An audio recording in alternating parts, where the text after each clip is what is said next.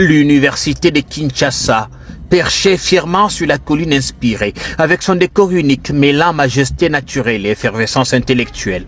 On ne le dira jamais assez, c'est ici que se façonnent les esprits, c'est encore ici que se dessine l'avenir. Et sous l'ombre apaisante de ces arbres, de longues remorques stationnées chargées de précieux symboles d'espoir, 700 bancs flambant neufs, solidement alignés, attendant d'être déchargés. Leur silhouette en bois verni, encore fraîche de l'atelier, contraste avec la poussière du sol, comme pour marquer le début d'une nouvelle ère à l'Unikine. C'est pour la deuxième fois que le service national monte à la colline inspirée pour participer à l'amélioration des conditions d'accueil des étudiants. Comme nous l'avions dit autrefois, les étudiants ne seront plus orphelins livrés à eux-mêmes, suivant les cours dans des conditions inacceptables. Sur instruction du chef de l'État et commandant suprême des forces armées de la République démocratique du Congo, de la police nationale congolaise et du service national, l'université de Kinshasa avait été dotée de 500 bancs pour la première fois. Aujourd'hui, le service national revient pour la deuxième fois doter cet alma mater de 700 bancs.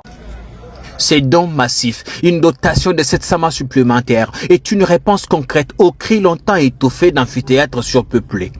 Mais ici, ce n'est pas seulement les nombres qui impressionnent, c'est surtout l'histoire derrière ces meubles. Ils ont été fabriqués par d'anciens Kuluna, de jeunes autrefois en rupture avec la société, aujourd'hui devenus bâtisseurs, réinsérés, formés à Kanyamaka CC dans différentes filières.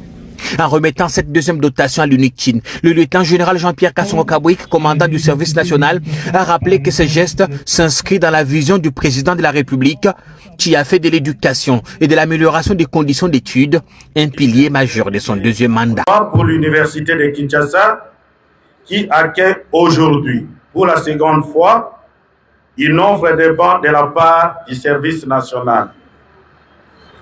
L'occasion est ainsi offerte pour remercier son Excellence, Monsieur le Président de la République, chef de l'État, commandant suprême des armées, dont le leadership conduit à la transformation des jeunes bandits communément appelés Kuluna en bâtisseurs du pays.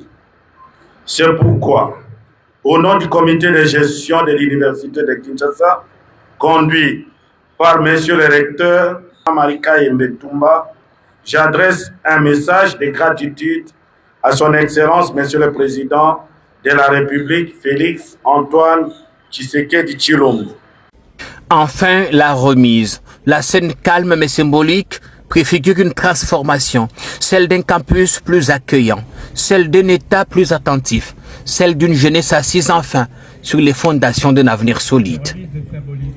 Une deuxième fois, ces mêmes services revient doter à nous, intellectuels de la grande colline inspirée, des exemples à suivre.